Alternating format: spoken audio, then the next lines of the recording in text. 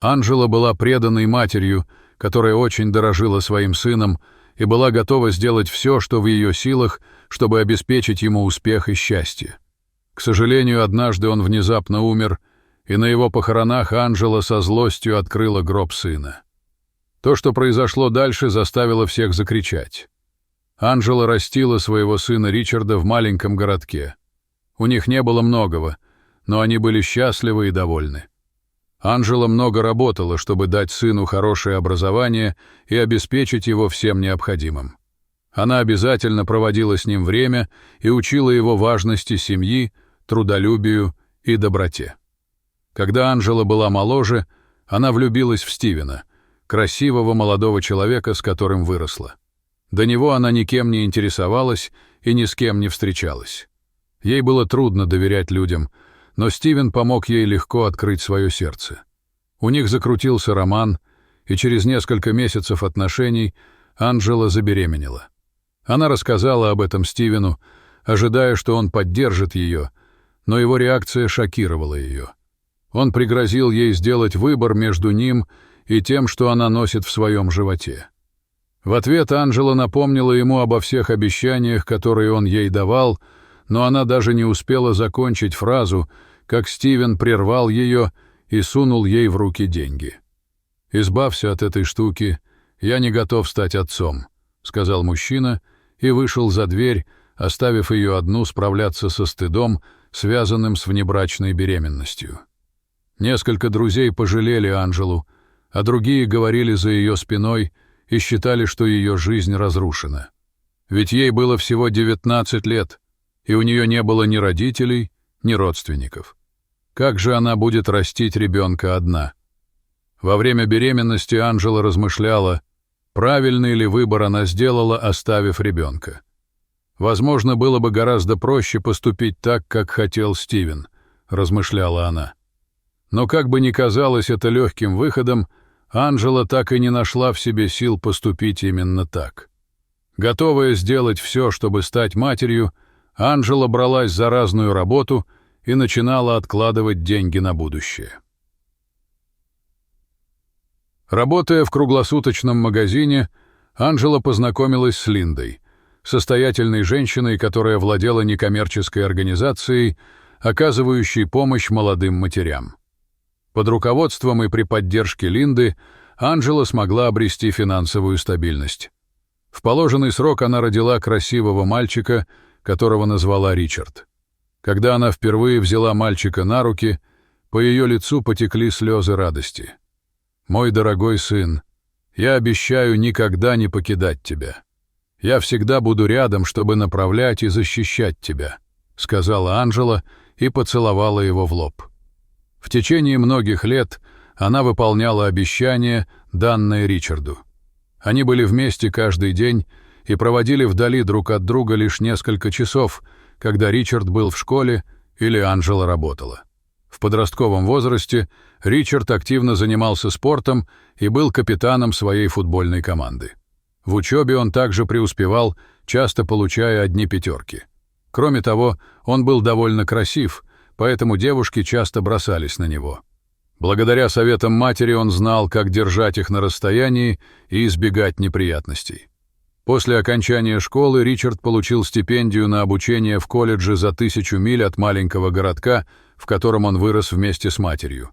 Прощаясь с Ричардом, Анжела испытывала горько-сладкое чувство. Хотя ей было грустно от того, что ее сын будет так далеко, она понимала, что для него это невероятная возможность осуществить свою мечту. В колледже Ричард специализировался на информатике и окончил его с отличием. Вскоре после этого его приняли на работу в известную компанию по разработке программного обеспечения, где он познакомился с Изабеллой, представителем службы поддержки клиентов. Они подружились и со временем прониклись романтическими чувствами друг к другу. Изабелла, как и Ричард, была амбициозной личностью, которая хотела получить от жизни большее. Хотя она не была такой продвинутой в своей области, как Ричард, у нее были способности к развитию бизнеса и маркетингу. Поэтому она предложила им открыть собственное дело, и Ричард согласился. Они провели исследование рынка, которая показала потенциальную прибыль в приложениях для ставок, и решили заняться этим. Они запустили свой продукт, и он оказался чрезвычайно успешным, превзойдя все их ожидания. Они смогли нанять дополнительный персонал, купить здание и развить бизнес в геометрической прогрессии. За успех букмекерской конторы Ричарду пришлось заплатить. Он был слишком занят, чтобы часто навещать мать, и постоянно выматывался, чувствовал себя изможденным. Ричарду очень хотелось, чтобы мать была рядом, и он спросил ее, не могла бы она переехать в город и жить с ним. Однако Анжела отказалась от его предложения, сказав, что предпочитает остаться в маленьком городке, поскольку только там она может чувствовать себя как дома. И хотя Ричард с пониманием отнесся к такому решению, это не облегчило ни тоски по маме, ни боли от разлуки. Однажды Ричард решил сделать маме сюрприз, проделав 6-часовой путь, чтобы увидеться с ней. Его приезд был огромной радостью для Анжелы, ведь они провели время вместе, вспоминая, как жили с тех пор, как виделись в последний раз. Однако, когда Ричард рассказал, что хочет сделать Изабелле предложение, выражение лица Анжелы сразу же изменилось. Это не осталось незамеченным ее сыном. Когда Ричард спросил, в чем дело, Анжела ответила: «Судя по тому, что ты рассказал мне об этой девушке, я не думаю, что она тебе подходит. Она больше заботится о твоих деньгах и компании, чем о тебе. Тебе нужно бежать от нее. Она опасна». Впервые в жизни Ричард спорил с матерью и защищал Изабеллу. Он утверждал, что она неплохой человек, и что, когда Анжела узнает ее получше, она изменит свое мнение о ней. Анжела была категорически не согласна, но Ричард, ослепленный любовью, не смог понять слов матери и в гневе ушел. Месяц спустя он женился на Изабелле. Он знал, что мать этого не одобрит, поэтому не пригласил ее. Ричард отмахнулся от ее предупреждений как от проявления чрезмерной заботы, если бы только он послушал свою мать. Спустя несколько месяцев Анжела была совершенно ошеломлена, услышав новость о том, что Ричард скончался, и Изабелла уже назначила дату похорон. Анжела узнала, что, вернувшись из короткой командировки, Ричард очень устал, заснул и больше не проснулся. Сердце матери заныло от горя. Часы, предшествовавшие похоронам сына, пролетели как в тумане. Она поспешно оделась и помчалась в город, где проходили похороны. Она отчаянно искала ответы на вопросы, почему ее сын внезапно умер и почему похороны были организованы в ее отсутствие. К счастью, Анжела приехала как раз в тот момент, когда Ричарда собирались опускать в могилу. Когда она спросила Изабеллу, можно ли ей в последний раз увидеть сына, Изабелла отказалась и приказала гробовщикам не открывать гроб. В отчаянии и ярости Анжела пробилась сквозь людей, пытавшихся ее остановить. Затем она пробралась к гробу и поспешно открыла крышку. То, что произошло дальше, заставило всех закричать. Анжела заметила, что грудь ее сына поднимается и опускается с каждым вздохом. Он не был бледным, как мертвец. Он выглядел живым. Убедившись, что ее сын жив, Анжела подняла тревогу. «Мой сын жив!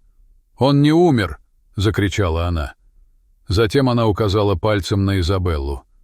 «Я знаю, что ты в этом виновата. Что ты сделала с моим сыном?» — прокричала Анжела. Люди были ошеломлены неожиданным зрелищем, представшим перед ними.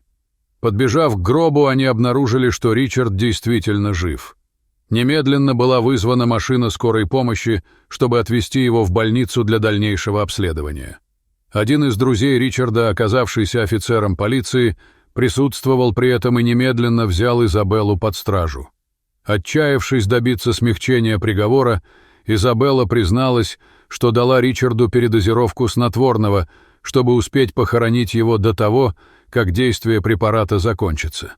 Когда Ричард очнулся и узнал обо всем, что произошло, он пожалел, что не послушал мать.